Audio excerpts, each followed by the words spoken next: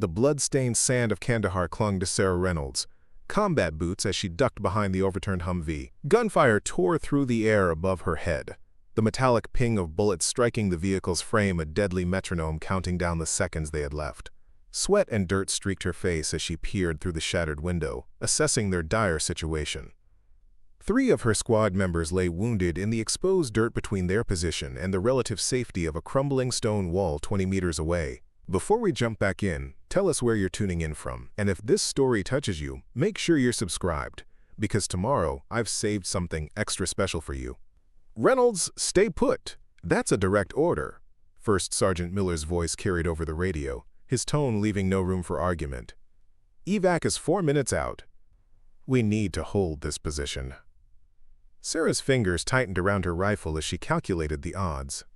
4 minutes might as well be 4 centuries for the wounded soldiers bleeding out in the Afghan sun. Private Wilson, barely 19, clutched his shattered leg while trying to make himself as small a target as possible. Corporal Chen lay motionless, except for the shallow rise and fall of his chest, a dark stain spreading across his abdomen. And Lieutenant Brooks, her commanding officer, was conscious but immobilized, his right arm mangled beyond recognition. With all due respect, First Sergeant, they'll be dead before Evac arrives, Sarah replied, her voice steady despite the adrenaline coursing through her veins. She unclipped her extra magazines and medical kit, placing them within easy reach. I'm going out there. The radio crackled with Miller's immediate objection, but Sarah had already made her decision. The same decision that had brought her to this moment, fighting in a war that so many had told her she was too fragile to endure. 6 years earlier, Sarah Reynolds had stood before the Army recruitment officer, her 5'4" frame straight as an arrow despite the skepticism radiating from the man behind the desk. Captain Richards had barely glanced up from her application before his assessment began. Combat roles? With your build? His eyebrow arched as he took in her slender physique. Listen, Reynolds, there are plenty of support positions where someone like you could make a real difference. Communications, logistics, intelligence. I'm not interested in support positions, sir. Sarah had replied, her voice calm but resolute. I want to serve on the front lines. My scores qualify me for any infantry position available to women. Richards had leaned back in his chair, his expression a mixture of amusement and condescension that Sarah had already seen countless times in her 22 years of life. Physical qualifications aren't just about test scores. Combat is hell, Reynolds. It breaks men twice your size. I've seen soldiers built like linebackers come home in pieces, both physically and mentally. What makes you think you could handle what they couldn't? The question wasn't new. Sarah had heard variations of it throughout her life, from high school coaches who'd overlooked her for varsity teams despite her superior speed and endurance, from college ROTC instructors who'd assigned her to administrative roles during training exercises, from her own father who'd tried to steer her toward nursing or teaching when she'd announced her intention to enlist. Permission to speak freely, sir? She'd asked, her green eyes never wavering from his. Richards had gestured for her to continue. My grandfather survived the Chosin Reservoir in Korea with frostbitten feet because he was too stubborn to stop moving. My mother worked 3 jobs after my father left and never missed a single one of my softball games. I've spent my entire life being underestimated because of my size. I'm not asking you to believe I can do this. I'm telling you I will do this, with or without your approval. Preparing and narrating this story took us a lot of time, so if you are enjoying it, subscribe to our channel. It means a lot to us. Now, back to the story. Richards had studied her for a long moment before sliding the application back across his desk. I've sent soldiers to their deaths before, Reynolds. Good soldiers. Strong soldiers. I'd rather not add you to that list. Then train me to come back alive, sir, she'd responded without hesitation. That conversation had been the first of many battles Sarah would fight, long before she ever set foot on actual combat soil. The military had technically opened combat roles to women, but the culture hadn't caught up with the policy. Her first day at advanced individual training had set the tone for what would follow. Reynolds, drop and give me 50! Drill Sergeant Torres had bellowed when Sarah had completed the obstacle course 3 seconds slower than her male counterpart. She dropped immediately, muscles burning as she pushed through each repetition while Torres stood over her. This isn't some equality experiment, Reynolds. He'd shouted loud enough for the entire platoon to hear. The enemy won't take it easy on you because you're a woman. They won't wait while you catch your breath. They'll kill you, and they'll kill the soldiers depending on you. Sarah had completed the 50 push-ups without stopping, risen to her feet, and responded with a clear, "Yes, drill sergeant." Torres had leaned in close, his voice dropping to a whisper that only she could hear. "You think you're proving something by being here, but all I see is a liability waiting to happen. First sign of real trouble, and you'll fold like a paper doll." The assessment had stung, but it wasn't unexpected. Sarah had encountered the same prejudice throughout her training. Unspoken doubts about her physical capabilities, spoken concerns about her emotional stability under fire, and the persistent suggestion that her presence would distract the male soldiers and compromise mission effectiveness. What none of them understood was that Sarah Reynolds hadn't joined the army to prove a point or break barriers. She'd enlisted because service ran in her blood, because the sense of purpose and belonging she'd found in uniform transcended the daily indignities of being underestimated. She'd joined because she believed in protecting those who couldn't protect themselves, in standing between innocent civilians and the chaos of war. So she'd trained harder than anyone else. When the standard was 20 pull-ups, she did 30. When the required ruck march was 12 miles, she practiced with 15. She studied field manuals until the tactics and protocols became second nature. She learned to field strip and reassemble her weapon blindfolded. She volunteered for every additional training opportunity, from advanced marksmanship to combat lifesaver courses. And she'd kept her emotions tightly controlled, never allowing herself to react to the slights and microaggressions that followed her through each phase of training.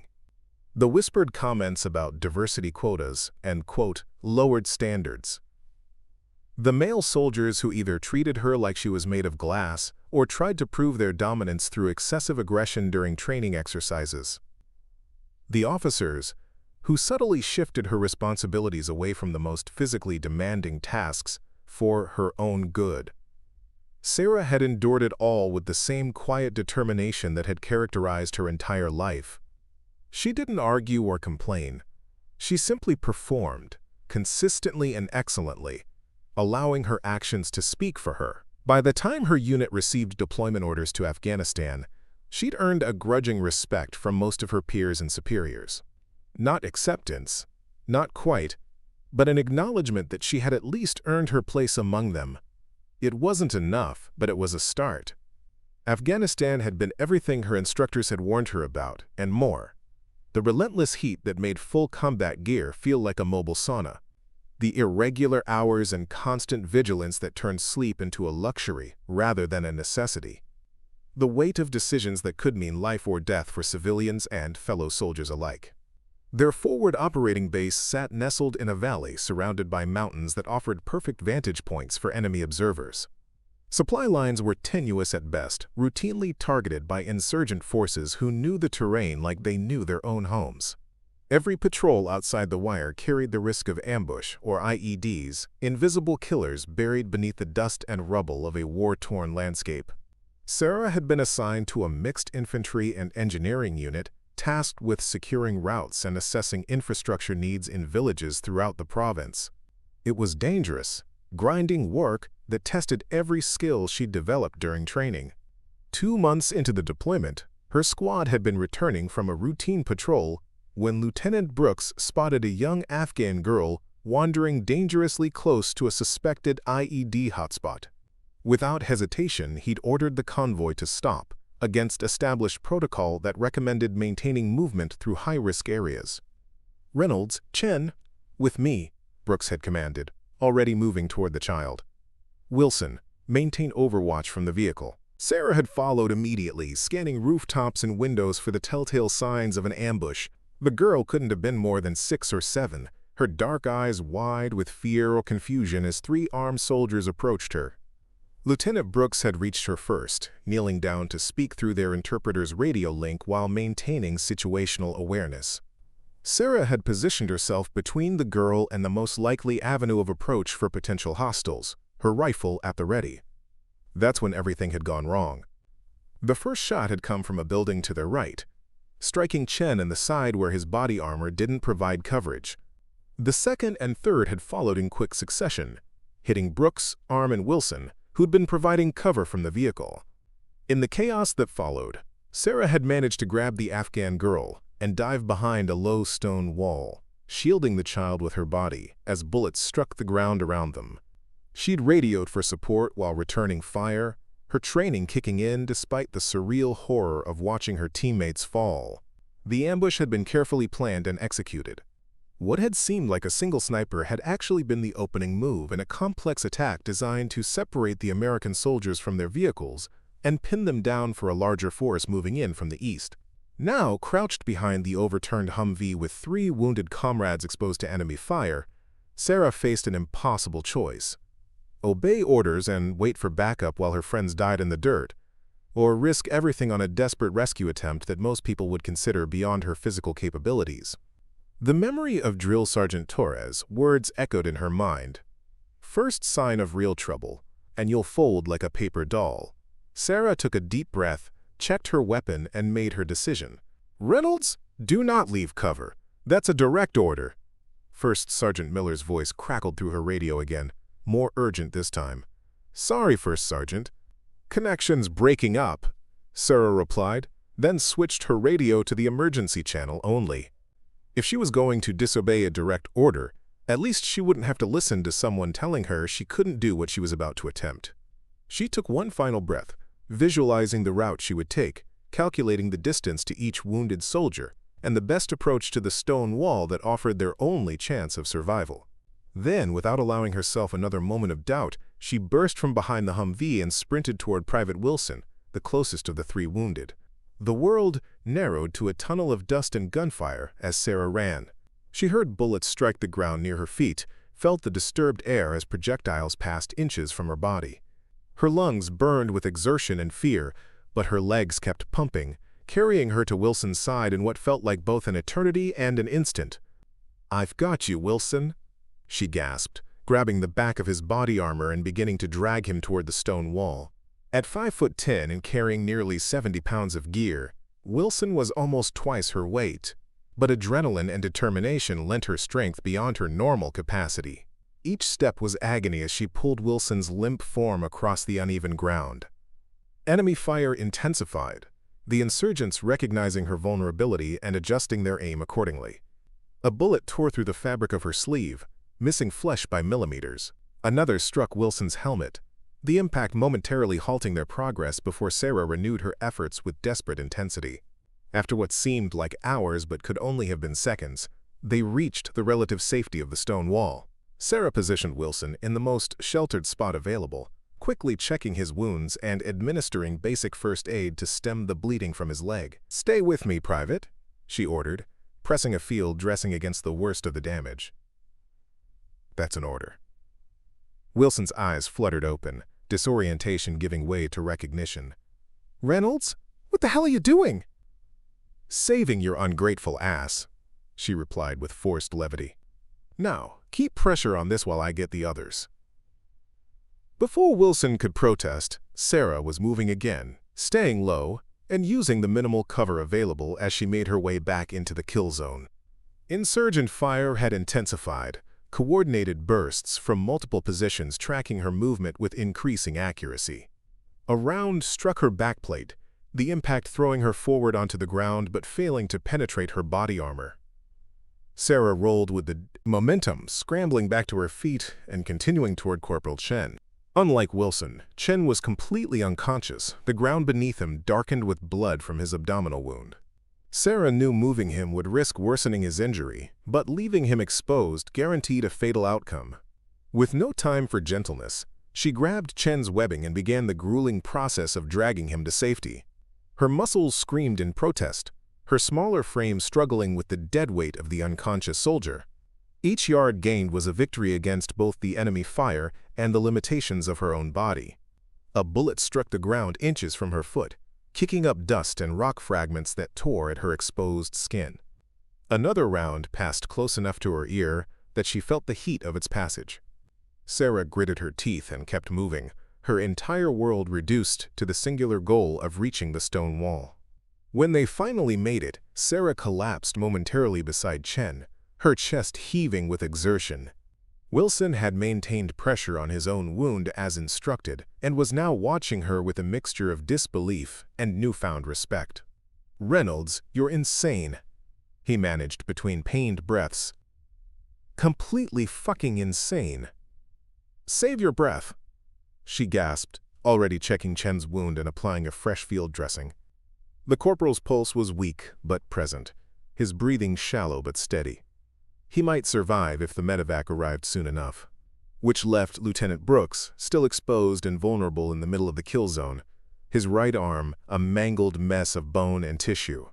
The distance to his position was greater than it had been to either Wilson or Chen, and the enemy had now fully identified the stone wall as the Americans' fallback position.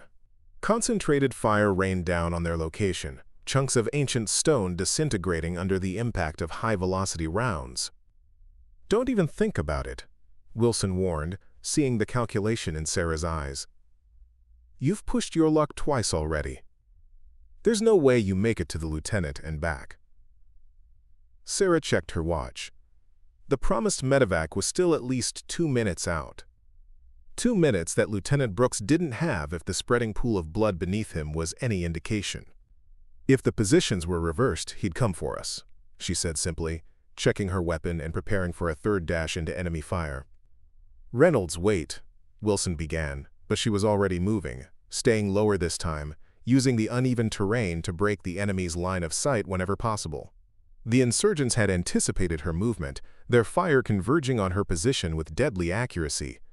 A round grazed her thigh, the burning pain registering distantly as she continued toward Brooks.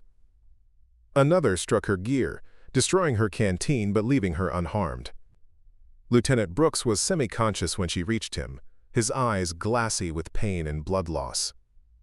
"Reynolds?" "I ordered evacuation." "Sorry, sir. Your radio must be malfunctioning," Sarah replied, grabbing him beneath the arms and beginning the tortuous journey back to cover. Brooks was heavier than either Wilson or Chen, and the distance to safety seemed to have doubled since her last crossing.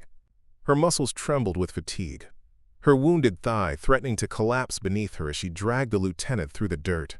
Enemy fire intensified to a nearly continuous stream, the insurgents throwing everything they had at the lone soldier, defying their attempt to claim American lives. A bullet struck the ground between Sarah's feet, another tore through the fabric at her shoulder, and a third grazed Brooks' already wounded arm, drawing a pained groan from the semi-conscious officer. Each step became an act of pure will as Sarah's body began to reach the limits of its endurance.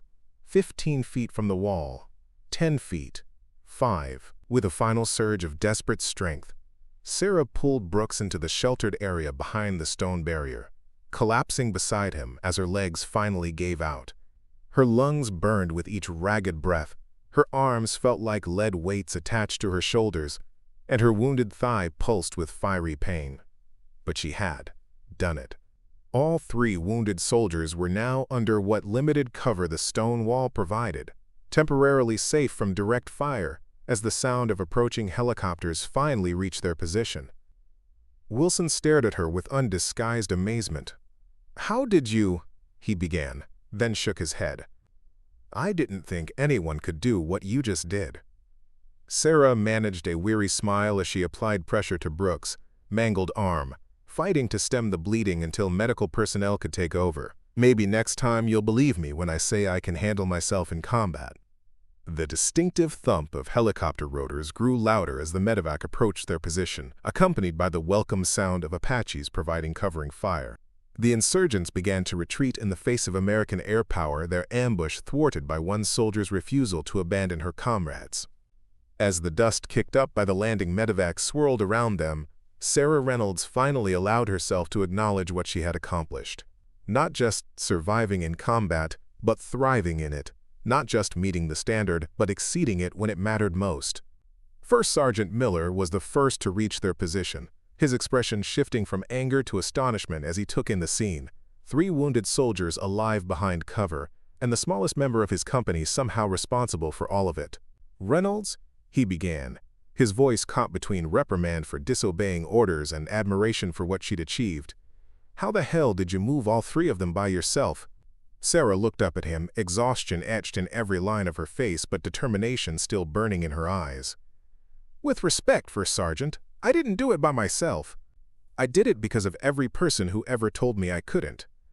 As the medical team swarmed around the wounded, Sarah finally allowed herself to close her eyes, knowing that whatever came next, whatever new challenges or prejudices she might face, no one would ever again question whether she belonged on the battlefield.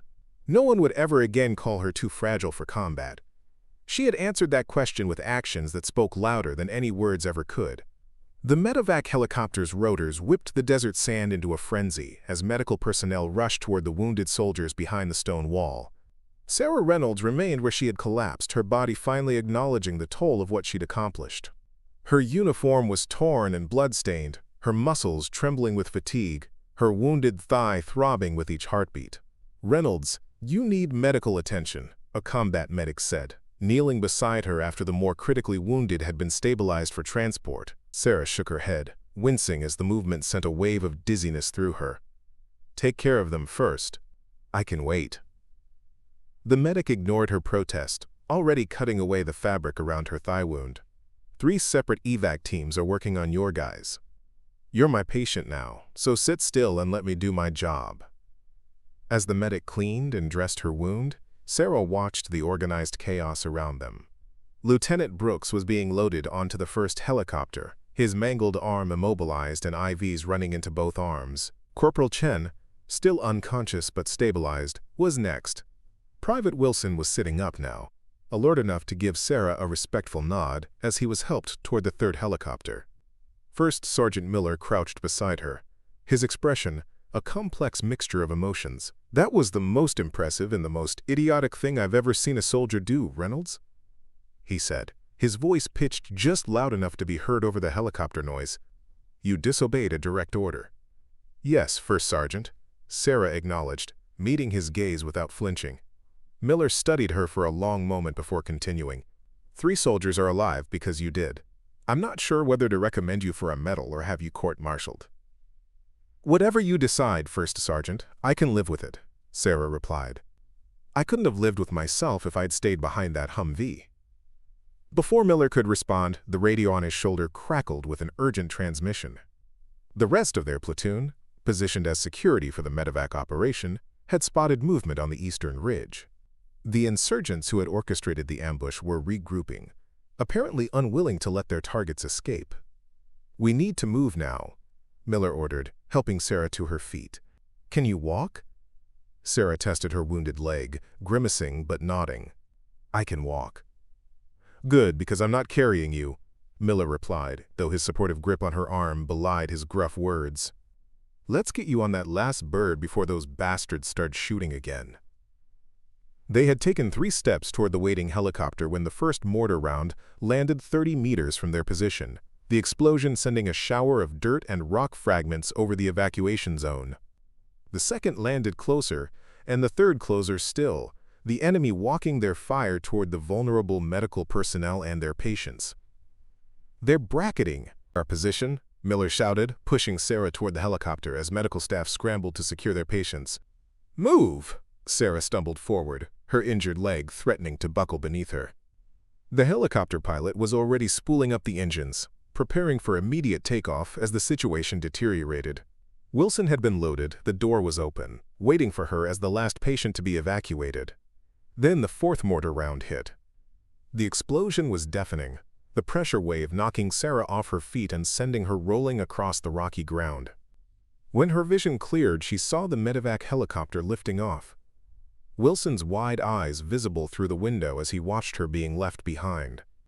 The pilot had made the only decision he could, get the wounded already aboard to safety before the next round hit. Miller was down, a bloody gash across his forehead where flying debris had struck him.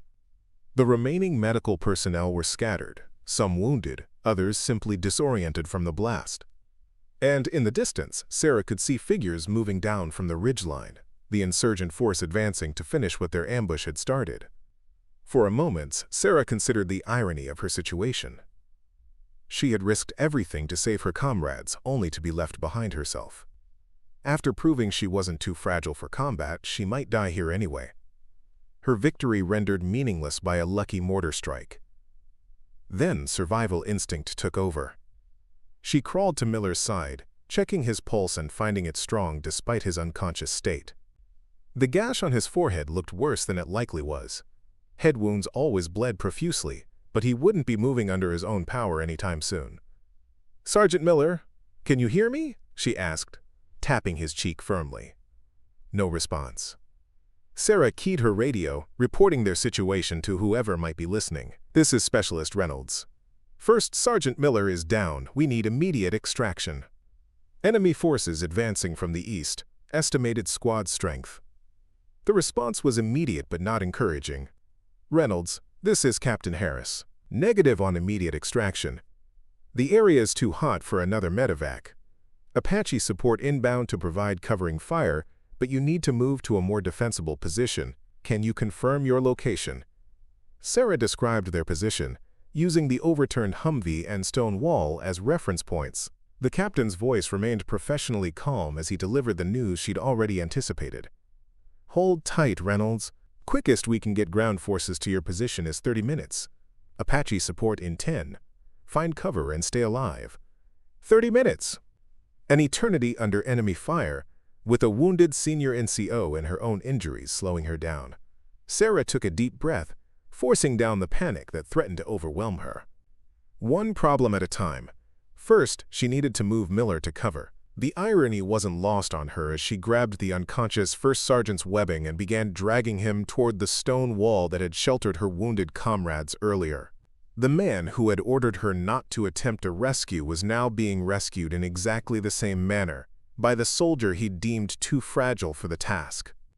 Miller was heavier than any of her previous charges, and her injured leg protested with every backward step.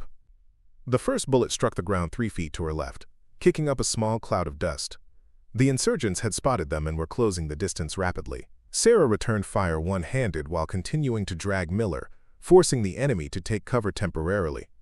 The brief respite allowed her to pull the first sergeant the final few yards to the stone wall, positioning him in the most protected corner, where 2 sections of the ancient barrier met at right angles.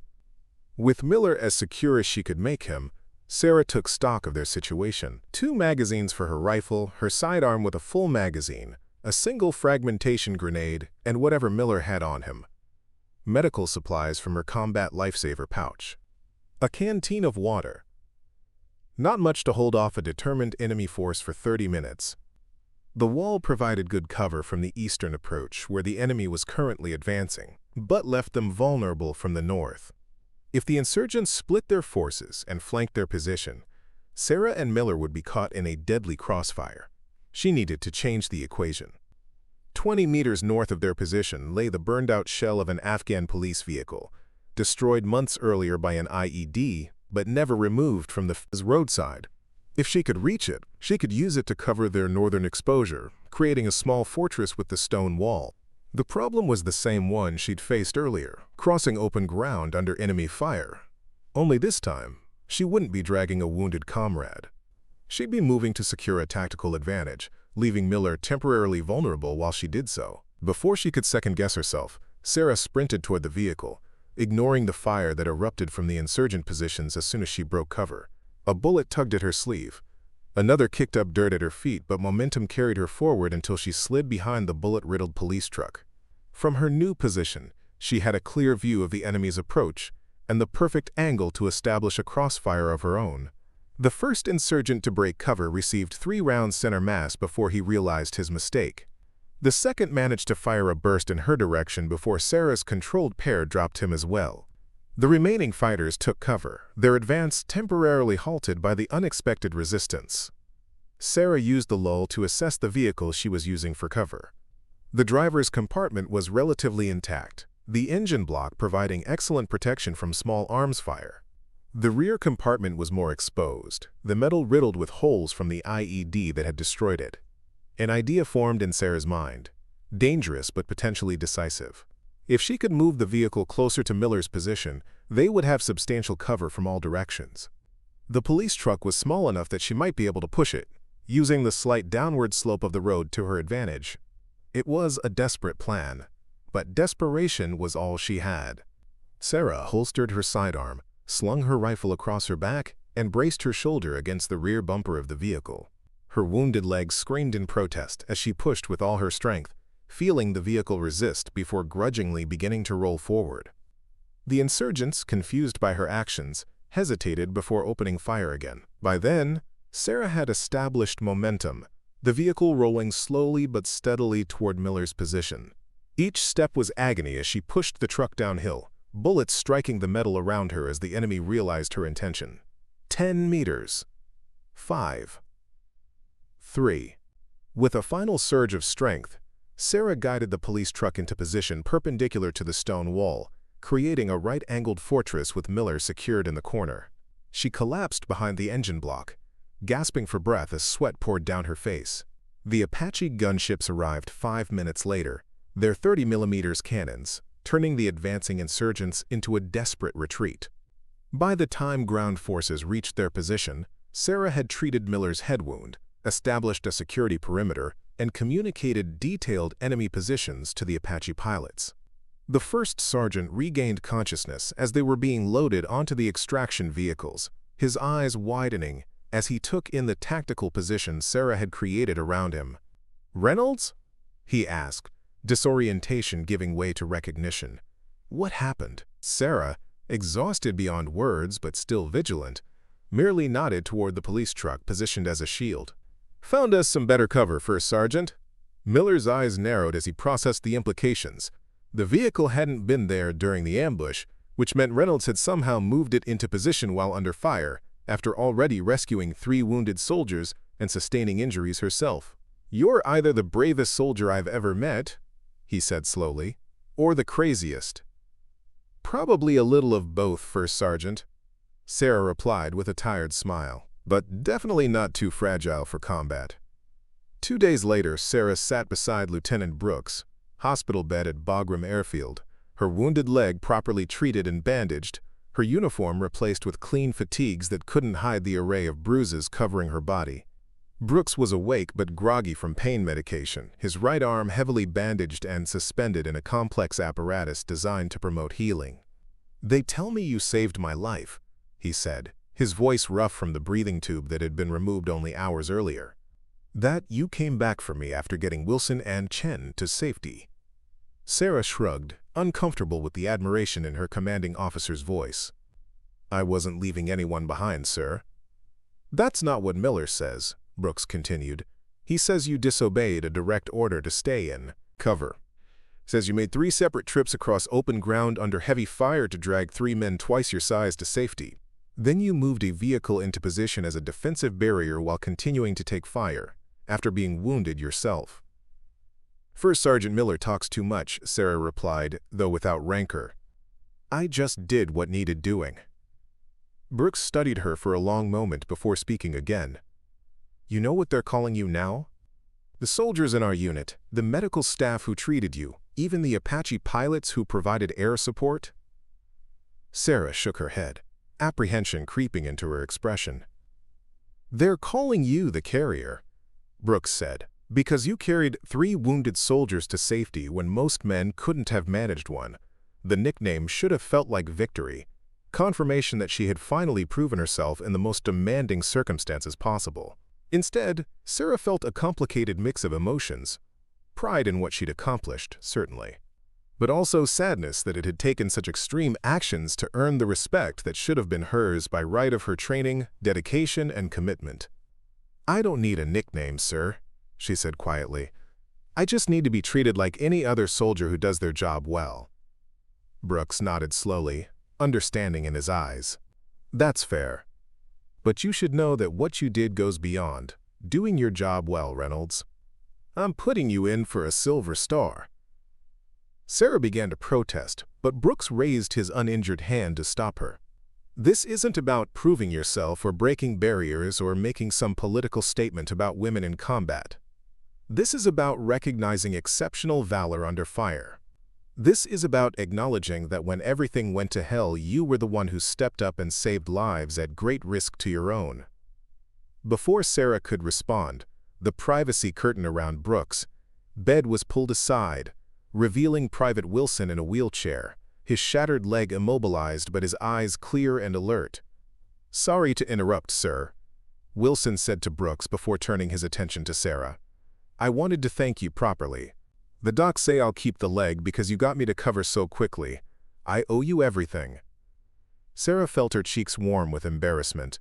"You would have done the same for me, Wilson." The private shook his head, a rueful smile playing across his features. "That's just it, Reynolds. I'm not sure I would have.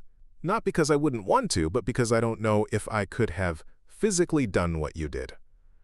3 trips across that kill zone, moving a vehicle under fire after being wounded? That's beyond anything they trained us for." He extended his hand, his expression solemn. "I'm sorry for every time I doubted you could handle yourself in combat. I was wrong, and I'm man enough to admit it." Sarah accepted his handshake, recognizing the genuine respect behind the gesture. "Consider it forgotten. We're all just soldiers doing our jobs." Wilson's smile widened. Some better than others, apparently. As word of Sarah's actions spread throughout the base, she found the atmosphere around her shifting subtly. The sidelong glances continued, but now they held admiration rather than doubt.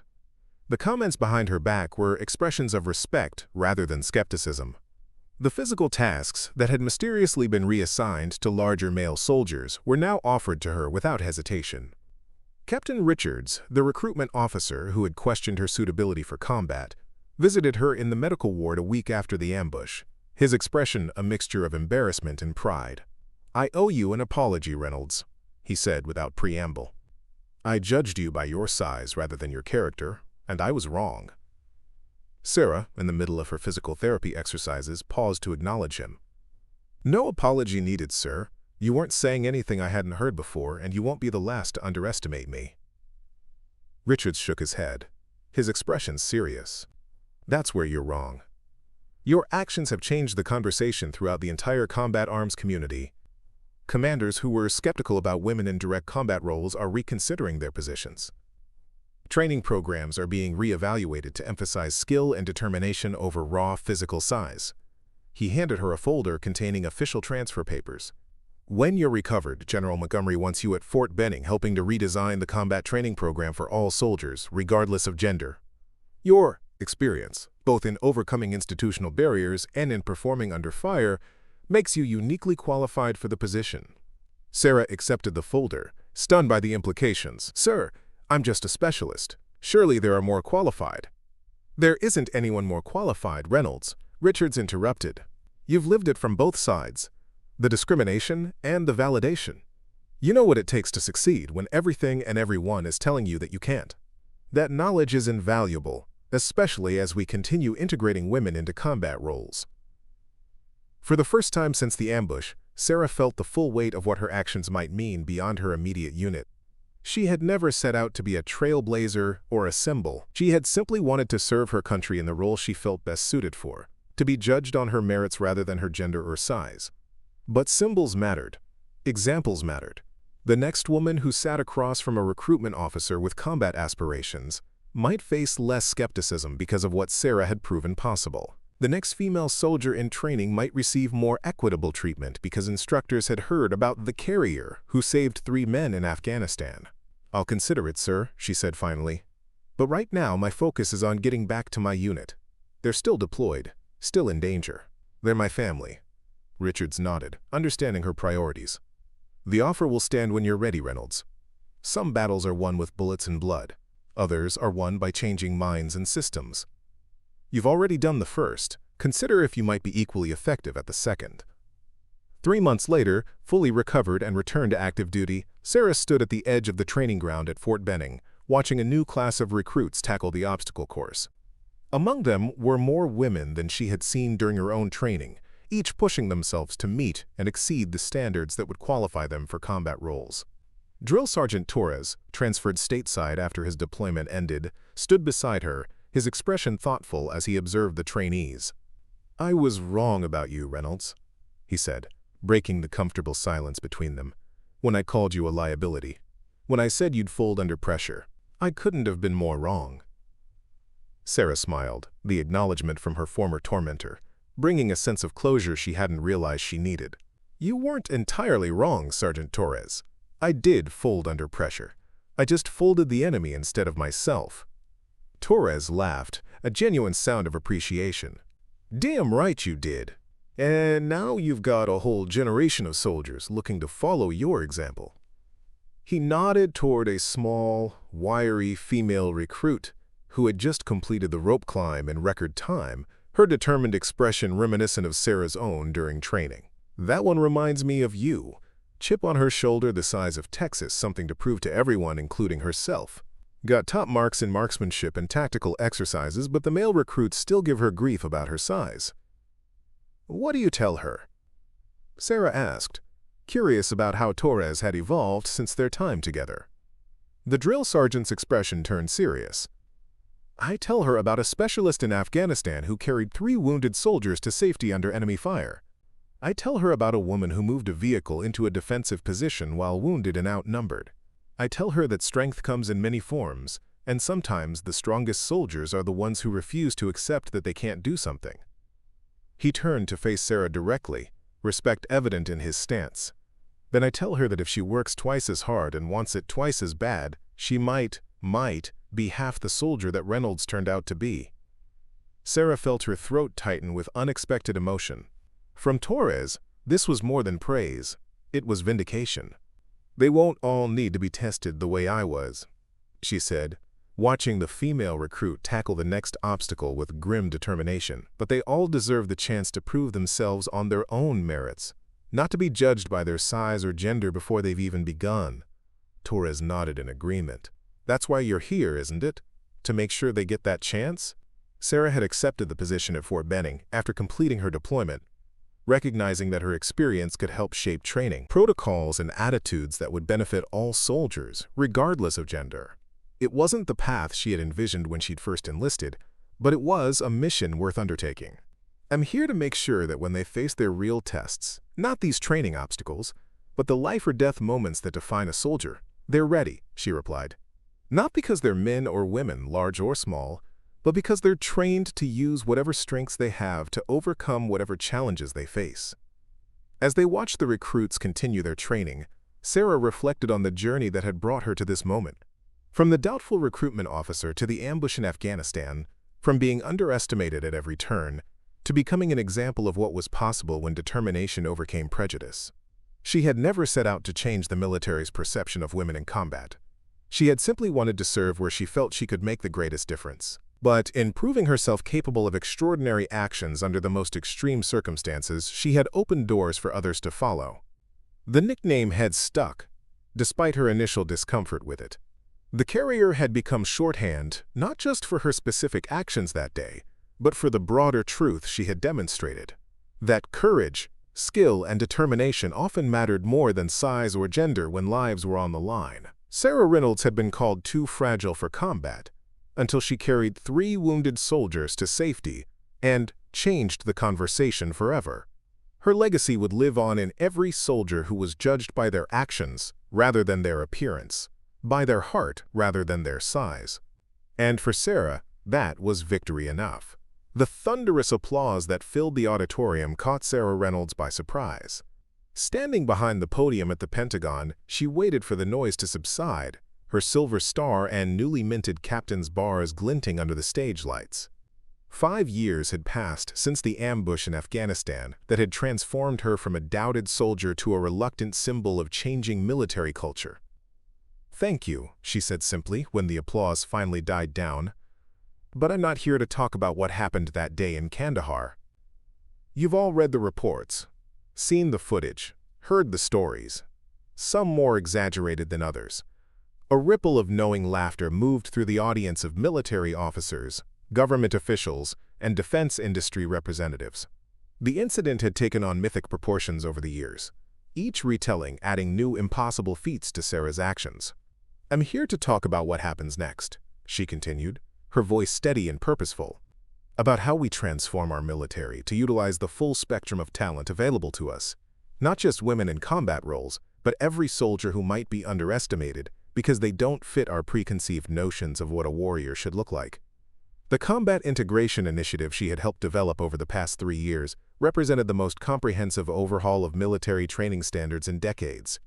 Rather than lowering physical requirements to accommodate diverse body types, it had recalibrated testing to focus on functional combat abilities, the tasks soldiers actually needed to perform in battle conditions. The question isn't whether a soldier can do 50 push-ups or deadlift 300 pounds, Sarah explained, advancing to the next slide in her presentation. The question is whether they can drag a wounded comrade to safety, breach a door, or carry essential equipment over difficult terrain. Our new standards measure what matters in combat, not what's traditionally been used as a proxy for combat readiness. From her position at the podium, Sarah could see General Montgomery nodding in agreement. As the program's most powerful advocate, he had staked his considerable reputation on its success, faced down skeptics in Congress and the Joint Chiefs, and provided the political cover necessary for Sarah and her team to implement meaningful changes. Also in the audience was Lieutenant Colonel Brooks, his formerly mangled right arm now functional though heavily scarred, and First Sergeant Miller, recently promoted to Command Sergeant Major. Both men had become vocal supporters of the initiative, their first-hand experience of Sarah's capabilities lending credibility to her proposals. Their early results speak for themselves, Sarah continued, highlighting performance metrics from the first 3 training cycles under the new standards. Attrition rates have decreased by 17%, while combat readiness scores have increased across all measured categories. We're keeping good soldiers who would have been lost to outdated standards, while ensuring everyone who graduates is truly prepared for the realities of modern warfare. What Sarah didn't mention was the personal cost of becoming the face of military gender integration. The hate mail and death threats that had followed her elevation to public prominence. The relationships strained or broken by her dedication to the cause. The crushing weight of responsibility for every female soldier who failed or succeeded under the new standards. Each outcome scrutinized by supporters and detractors alike for evidence of the program's validity. Instead, she focused on the future, outlining the initiative's expansion to international partner forces and its adaptation for specialized units like Rangers and Special Forces. She spoke with the quiet authority of someone who had earned her place through blood and sacrifice, whose theoretical proposals were grounded in practical experience. When the formal presentation concluded, Sarah found herself surrounded by well-wishers and curious questioners, each wanting a moment with the carrier, a nickname she had reluctantly embraced after realizing it gave her the platform needed to effect real change. General Montgomery rescued her after 30 minutes, steering her toward a small meeting room adjacent to the auditorium. "You've got admirers waiting in here," he explained with an uncharacteristic smile. "Some old, some new."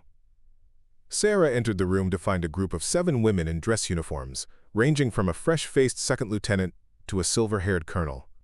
She recognized the colonel immediately.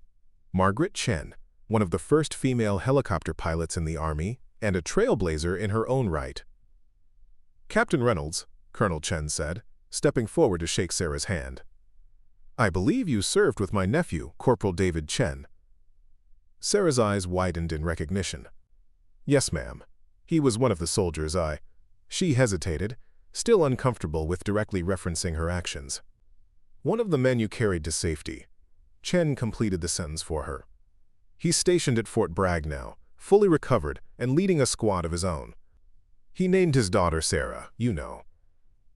Before Sarah could process this information, the young lieutenant stepped forward, standing at attention as if for inspection. "Sir, Lieutenant Rebecca Wilson reporting. Private James Wilson is my brother." Sarah felt a rush of emotion as she recognized the family resemblance. The same determined set of the jaw, the same intense eyes. "Your brother's a good soldier. He recovered well from his injuries?" Lieutenant Wilson nodded, a smile breaking through her professional demeanor. "Yes, sir. He walks with a slight limp, but he completed his tour and is now an instructor at Fort Leonard Wood. He's the reason I joined. Growing up, I never thought I was strong enough for combat roles, but after what you did for him, after what you proved was possible." One by one, the other women introduced themselves, each connected either to the soldiers Sarah had saved or to the program she had helped create. A staff sergeant who had been part of the first cycle under the new training standards. A warrant officer whose application for flight school had been accepted after previous rejections. A captain who had become the first female company commander in her infantry battalion. They represented the ripple effects of her actions. Not just the lives saved during the ambush, but the barriers broken and opportunities created in its aftermath. Sarah felt humbled by their presence, by the tangible evidence that her suffering and struggle had paved the way for others. "I didn't do it for recognition," Sarah said when they had all spoken. "I was just trying to save my friends. Everything that came after, the program, the policy changes, that wasn't planned. It was just making the best of the attention I never wanted." Colonel Chen's expression turned serious. "The best leaders rarely seek the spotlight, Captain. It finds them because of who they are and what they do when it matters most. You didn't ask to become a symbol, but you've used that position to create meaningful change rather than just enjoying the accolades." The colonel gestured to the assembled women. "Each of us has fought our own battles to get where we are. Each of us has been told we're too small, too emotional, too female for the jobs we do. But none of us had to drag 3 wounded men across a kill zone to prove we belonged." A comfortable silence fell over the room as Sarah absorbed the colonel's words. She had spent so long focusing on the work still to be done, the barriers yet to be broken, that she rarely took time to acknowledge how far they had already come. The moment was interrupted by Sarah's aide, Lieutenant Garcia, appearing at the door with an apologetic expression. "I'm sorry, Captain, but the Secretary of Defense is asking to speak with you before the reception. His schedule was moved up, and he only has a few minutes." Sarah nodded, turning back to the women with genuine regret. "Duty calls as always. But I'd like to continue this conversation. Perhaps dinner, if you're all available." As arrangements were made and contact information exchanged, Sarah felt a weight lifting from her shoulders. For years, she had carried the burden of representation alone, conscious that her every action and decision would be scrutinized not just for its immediate impact, but for its implications for all women in uniform. In this room, surrounded by fellow female officers who understood the unique challenges she faced, Sarah realized she was no longer alone in the fight. Each woman present represented a crack in the glass ceiling, a proof point that gender need not determine destiny in military service. The remainder of the day passed in a blur of handshakes, photographs, and carefully diplomatic responses to loaded questions from politicians and senior officers. By the time Sarah returned to her hotel room that evening, exhaustion had settled into her bones, the familiar ache of her old wounds amplified by hours of standing and smiling. She had just changed out of her dress uniform when a knock sounded at her door. Through the peephole, she recognized Major Wilson, James, not his sister Rebecca, leaning on a cane but standing straight and proud. "Wilson," she said, opening the door with genuine pleasure. "I met your sister today. She's impressive." "Runs in the family," he replied with a grin before his expression sobered. "Got a minute? I have something for you." Sarah invited him in, curious about the small wooden box he carried. They settled in the room's small sitting area, the 5 years since Afghanistan, evident in the lines around Wilson's eyes, and the silver strands beginning to appear in his hair. "I should have given you this years ago," he said, placing the box on the table between them. "But I needed time to understand what happened that day, what it meant. What you did." Sarah raised an eyebrow but said nothing, allowing Wilson to continue at his own pace. "When I was recovering in Germany, I was angry," he admitted. "Not at you, never at you, but at myself. I'd spent months making subtle digs about your size, betting with the guys about whether you'd wash out when things got real. Then, when it mattered, you were the one who saved us all, and I was the one who needed saving." He pushed the box toward her. "My grandfather fought in World War II. When he came back, he made 3 of these, one for each of his children. My father gave his to me when I enlisted. Inside is his combat infantry badge and a letter he wrote explaining what it meant to him, what he hoped I would understand about service and sacrifice." Sarah opened the box carefully, finding the worn badge nestled in velvet alongside a yellowed envelope. "I'm giving it to you because you embody everything my grandfather and father valued in a soldier," Wilson continued. "Courage under fire, putting others before yourself, refusing to accept failure when lives are on the line." Touched by the gesture, Sarah began to protest. "Wilson, this is a family heirloom. I can't accept." "You can, and you will," he interrupted firmly. "My sister became an officer because of you. My daughter will grow up knowing that strength comes in all forms because of what you proved. You're family now, Reynolds, whether you like it or not." The simple declaration struck Sarah more deeply than any formal commendation or public recognition. In the military, family wasn't just about blood. It was about the bonds forged through shared hardship and mutual trust. Wilson's gift acknowledged her place in that sacred circle, not as a symbol or a trailblazer, but as a fellow soldier who had proven herself in the crucible of combat.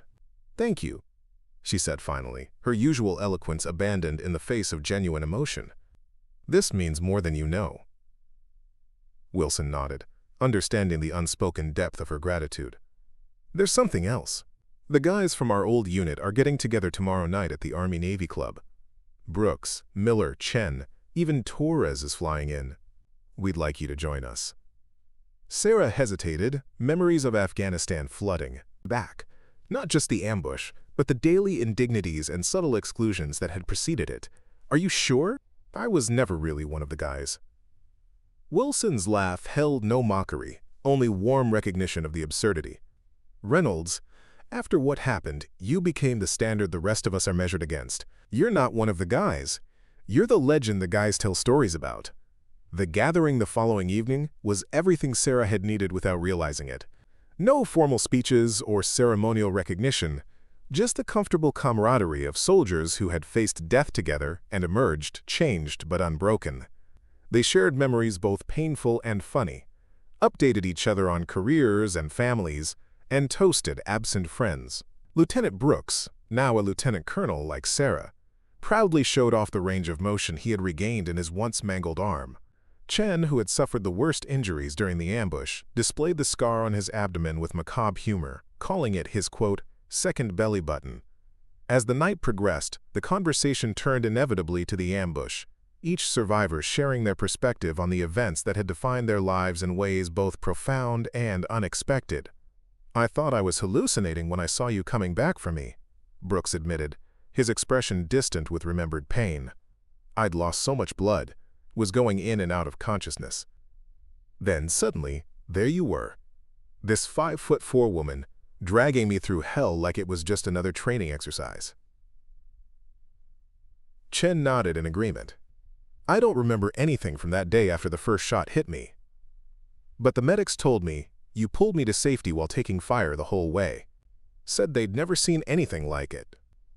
"The thing is," Miller added, his normally gruff voice softened by emotion and good whiskey, "it wasn't just what you did physically that day, Reynolds. It was what you did to our understanding of what's possible. You changed the math." Sarah raised an eyebrow, curious about his meaning.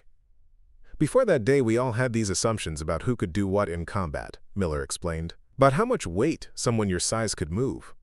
How much courage someone with your level of experience could show. You didn't just exceed our expectations, you shattered the entire framework we were using to set those expectations in the first place." Torres, now a master sergeant with a reputation as one of the toughest but fairest drill instructors in the Army, raised his glass. "To Captain Reynolds, who taught us all that heart outweighs muscle, that determination beats size, and that you should never, ever underestimate the small ones." As glasses clinked and laughter filled the room, Sarah felt a sense of completion, of coming full circle from the outsider she had once been to the respected leader she had become. The validation she had once craved now felt almost unnecessary in the face of the genuine bonds she shared with these men. Later, as the gathering began to disperse, Wilson pulled her aside one final time. "There's something I've never told you about that day," he said, his expression serious. "When I was lying there bleeding out before you came for me, I was praying. Not just to survive, but for someone, anyone, to help. In that moment, I didn't care if my rescuer was male or female, big or small. I just wanted to live." He placed a hand on her shoulder, the gesture both comradely and reverent. "That's what you showed all of us, Reynolds. When it matters most, when life and death are on the line, all those artificial distinctions we create, they mean nothing. Courage means everything." The next morning, Sarah stood before a new audience, a classroom of cadets at West Point, their young faces eager and attentive as she shared lessons learned through blood and struggle. Unlike her Pentagon presentation, this was not about policy or standards, but about the human dimension of leadership, about finding strength in unexpected places. The truest test of a soldier isn't found in how many push-ups you can do or how fast you can run, she told them, pacing slowly across the front of the room.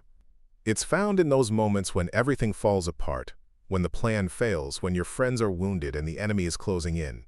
It's found in your response when someone tells you something is impossible, and lives depend on proving them wrong.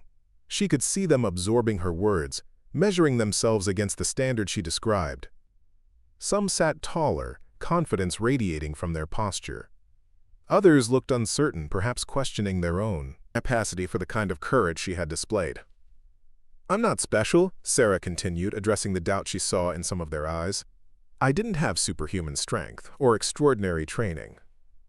What I had was the absolute refusal to accept failure when failure meant losing people I cared about. That same capacity exists in each of you, whether you're 5'2" or 6'4", whether you're a star athlete or someone who has to work twice as hard to meet the physical standards." A young female cadet near the front raised her hand, her expression earnest. "Sir, how did you know you could do it?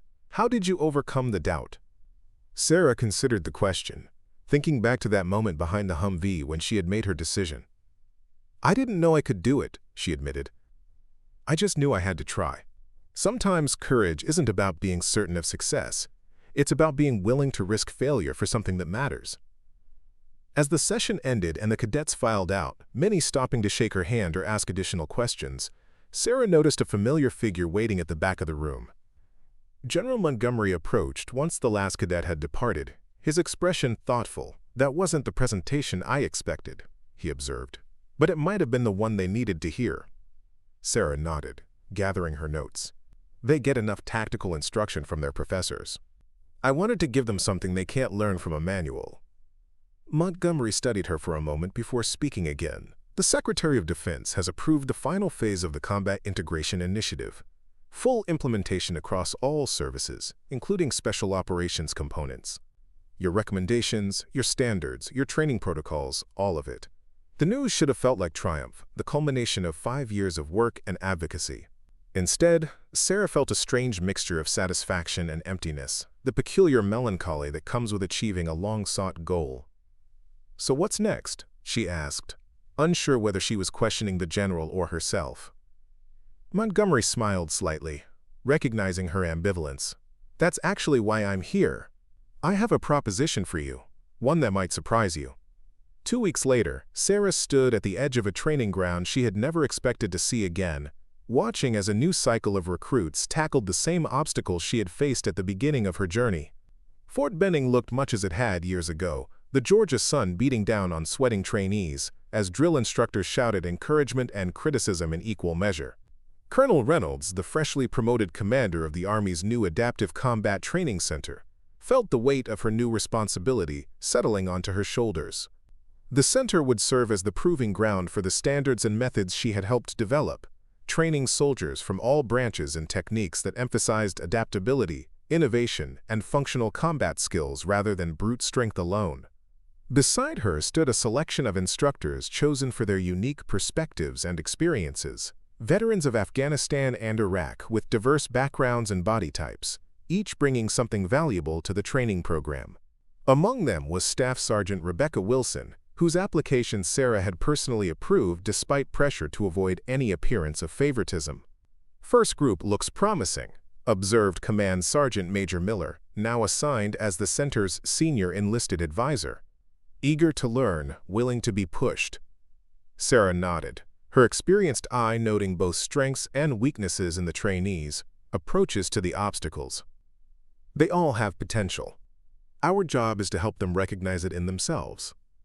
As she watched a small female recruit struggle with the wall climb, Sarah felt a momentary urge to intervene, to share the technique she had developed to overcome her own height disadvantage. Instead, she waited, observing as the recruit adjusted her approach, using leverage and momentum rather than pure strength to clear the obstacle. She figured it out. Miller noted with approval. "Didn't need us to tell her how." "That's the whole point," Sarah replied. "We're not here to create soldiers who can follow instructions.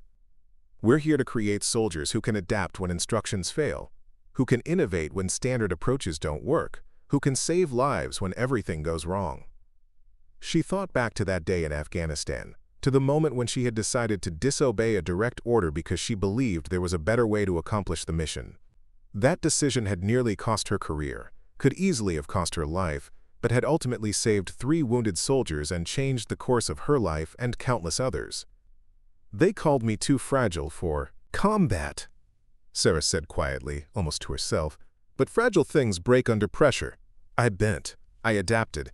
I found a different way to be strong." Miller nodded, understanding the deeper meaning behind her words. "That's what makes you a good soldier, Reynolds. And it's what will make you a great commander." As the sun began to set over Fort Benning, casting long shadows across the training ground, Sarah Reynolds reflected on the journey that had brought her from doubted recruit to respected leader. The path had been neither straight nor easy, marked by pain and sacrifice, by moments of despair and triumph. But each step, each struggle, each victory, small and large, had been necessary to bring her to this moment, ready to guide the next generation of soldiers, to help them discover their own unique strengths, to prepare them for a battlefield where adaptability might matter more than size, where courage would always outweigh physical prowess. They had called her too fragile for combat, until she carried 3 wounded soldiers to safety.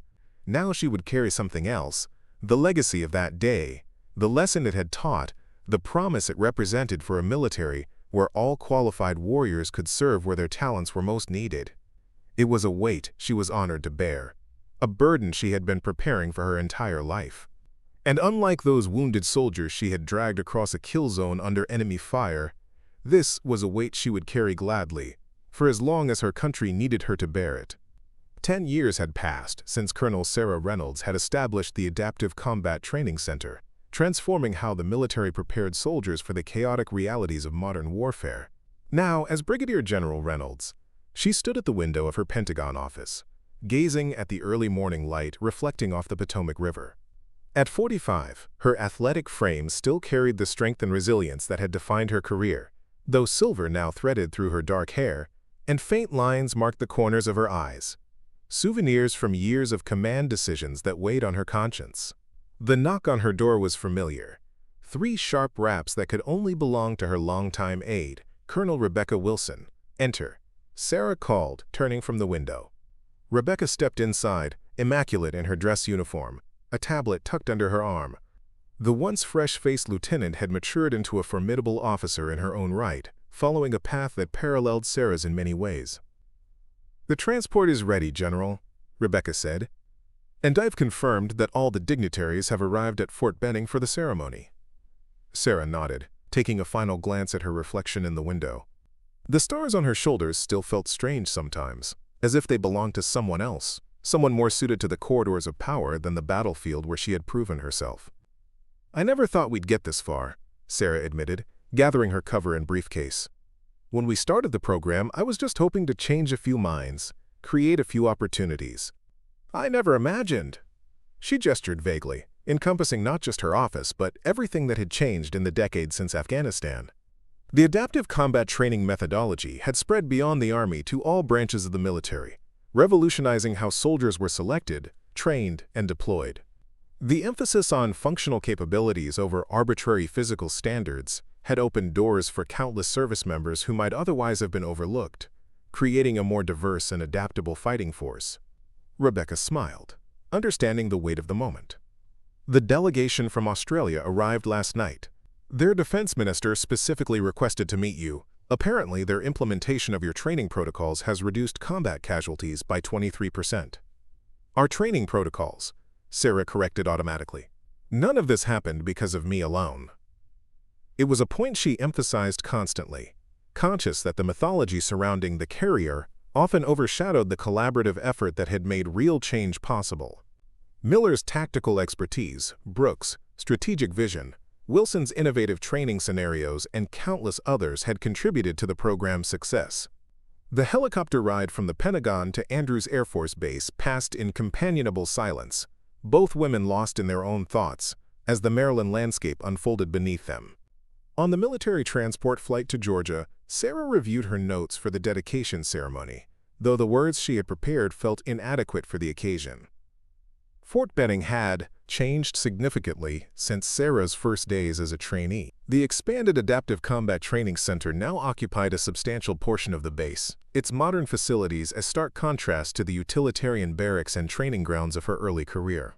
As their motorcade approached the main campus, Sarah noted the flags of 24 nations flying alongside the American flag, representatives from Allied military forces who had come to study and implement the revolutionary training methods. Nervous, Rebecca asked as they neared the ceremony site. Sarah shook her head, then reconsidered. Not nervous, reflective, I suppose. Days like this make you look back, measure the distance traveled. The ceremony was to dedicate the center's new headquarters building, a state-of-the-art facility that would serve as the nerve center for adaptive combat training throughout the military. The building's name had been kept secret, revealed only to a small circle of senior officials who had approved the selection.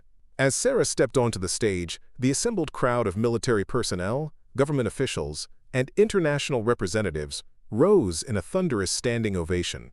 She acknowledged them with a nod, searching the front rows for familiar faces. There was Miller, now retired but still ramrod straight, his chest heavy with decorations. Brooks beside him, his once injured arm now fully functional through years of grueling rehabilitation. Chen, who had become a physician after his medical retirement, dedicating his life to improving combat trauma care. And in the center of the front row, looking small and frail but undeniably proud, sat Sarah's mother, Sarah Reynolds. The woman who had worked 3 jobs after Sarah's father left, who had never missed a softball game, who had taught her daughter that determination often mattered more than natural advantages. The applause continued until the base commander, Lieutenant General Harris, stepped to the microphone. Distinguished guests, fellow service members, ladies and gentlemen, we gather today to dedicate a facility that represents not just a building, but a revolution in military training, a revolution sparked by one soldier's refusal to accept artificial limitations and sustained by the collective wisdom of thousands who followed in her footsteps. Sarah listened as Harris recounted the program's achievements, the improved combat effectiveness, the reduced casualty rates, the paradigm shift in how military leadership identified and developed talent. As impressive as the statistics were, Sarah knew they failed to capture the human stories behind them. The soldiers who had found their calling because someone looked past their physical stature to recognize their potential. The lives saved because diverse perspectives led to innovative tactical solutions. The bonds formed between service members who might never have served together under the old system. It is therefore my honor, Harris concluded, to introduce the soldier whose actions in Afghanistan began this journey, whose leadership transformed those actions into institutional change, and whose vision continues to guide our evolution as a fighting force. Ladies and gentlemen, Brigadier General Sarah Reynolds. As Sarah approached the podium, her gaze fell on the covered plaque beside her. In moments, the building's name would be revealed, a name she had suggested after considerable thought, wanting to ensure the dedication honored the true spirit of the program, rather than any individual. Thank you, General Harris, she began, and thank you all for being here to mark this milestone in our ongoing journey toward a more adaptive, more inclusive, and ultimately more effective military. Sarah set aside her prepared remarks, deciding instead to speak from the heart. 10 years ago, when I returned from Afghanistan, I was asked how I had managed to carry 3 wounded soldiers to safety despite my size. People wanted to know what special training I had received, what unique strength I possessed, what secret had allowed me to overcome the physical realities that should have made my actions impossible. She paused, looking out at the faces before her, some young and eager, others weathered by years of service, all united by their commitment to a cause greater than themselves. The truth is simple, though not always comfortable. I succeeded not because I was exceptional, but because I had been forced to become adaptable. Throughout my training, my size had been treated as an insurmountable disadvantage. Rather than being taught how to maximize my actual strengths, I was constantly reminded of my perceived weaknesses. So I taught myself, developed techniques to leverage my lower center of gravity, practiced movements that utilized momentum rather than brute force, trained my endurance to compensate for what I lacked in raw power. Sarah gestured toward the sleek building behind her, its glass and steel architecture, a physical embodiment of the forward-thinking approach it housed. What we've built here is a system that recognizes and nurtures that kind of adaptation from the beginning, that doesn't force soldiers to overcome institutional bias before they can contribute their full potential. We train for functional capability rather than arbitrary standards. We prepare for the unpredictable nature of modern combat rather than the controlled conditions of a testing ground. And we recognize that diversity of thought, of background, of physical capability is not a challenge to be overcome, but an advantage to be leveraged. Her eyes found her mother in the front row, the woman who had modeled resilience long before Sarah had needed it on the battlefield. When I was a child, my mother taught me that the measure of a person isn't found in their natural advantages, but in how they respond when those advantages aren't enough. In what they do when failure isn't an option but success seems impossible.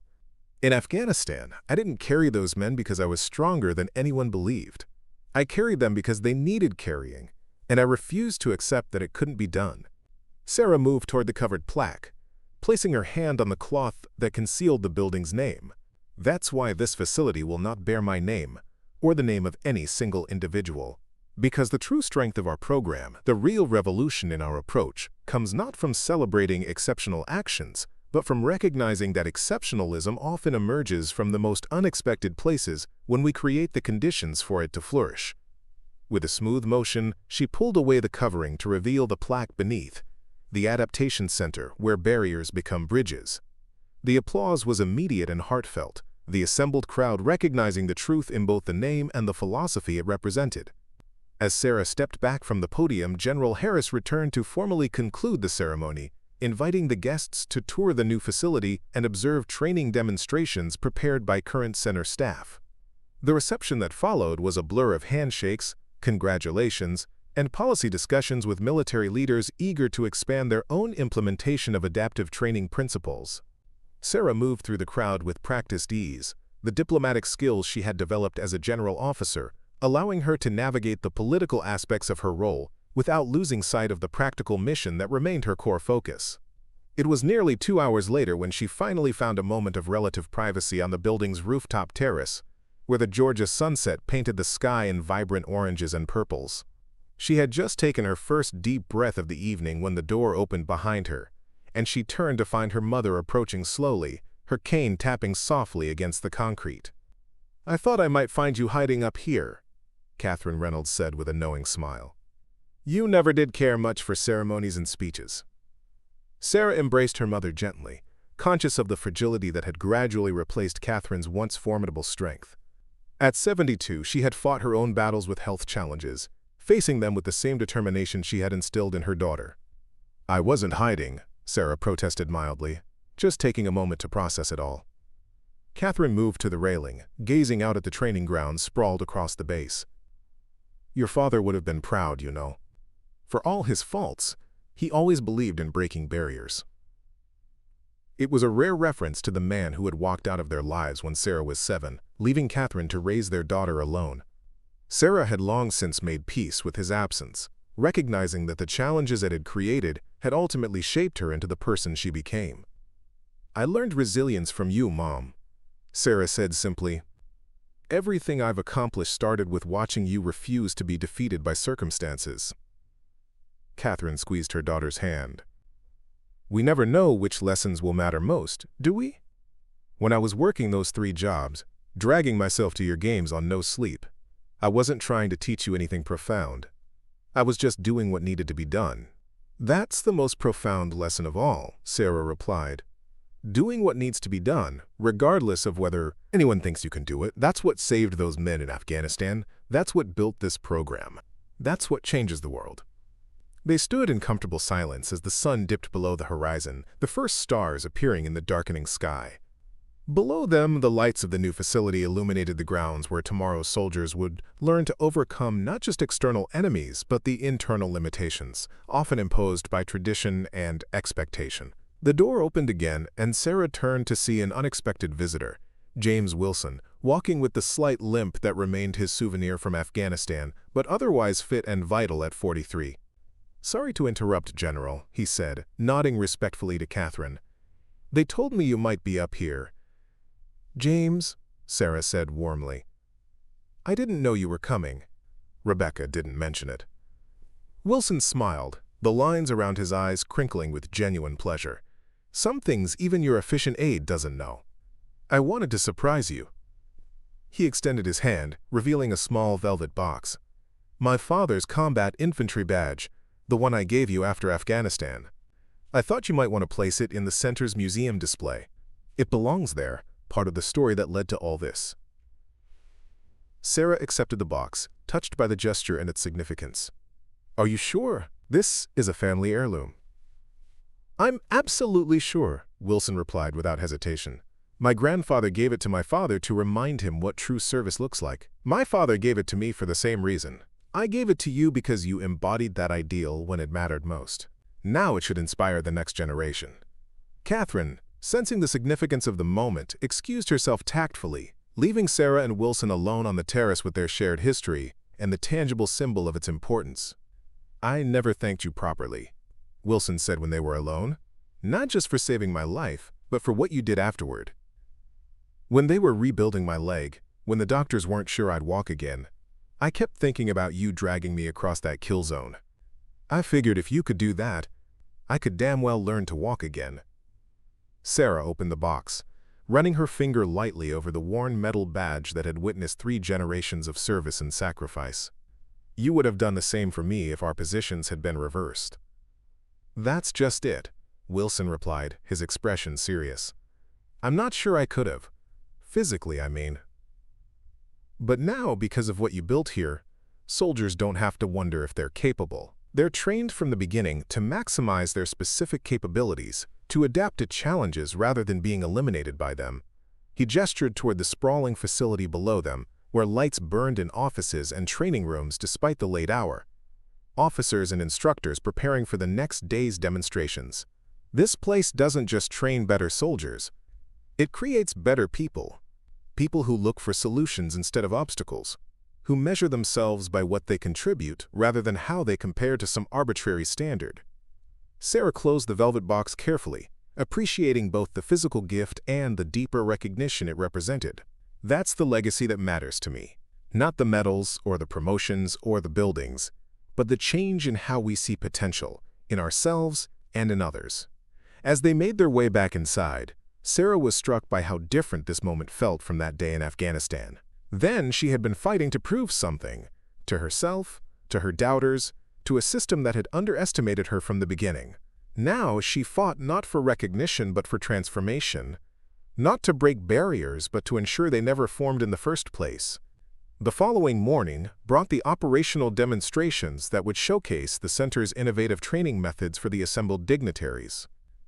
Sarah stood with the official delegation as they observed exercises designed to highlight how soldiers with diverse physical capabilities could excel when properly trained to leverage their specific strengths. The key insight, explained the center's current commander, Colonel Chen's daughter Angela, isn't that standards should be lowered, but that they should be relevant. We train for the actual demands of combat rather than proxy measures that may have little correlation with battlefield performance. On the training ground below, a mixed group of soldiers demonstrated clearing techniques developed specifically for operators with smaller frames, methods that utilized speed, flexibility, and precision rather than brute force to achieve the same tactical objectives.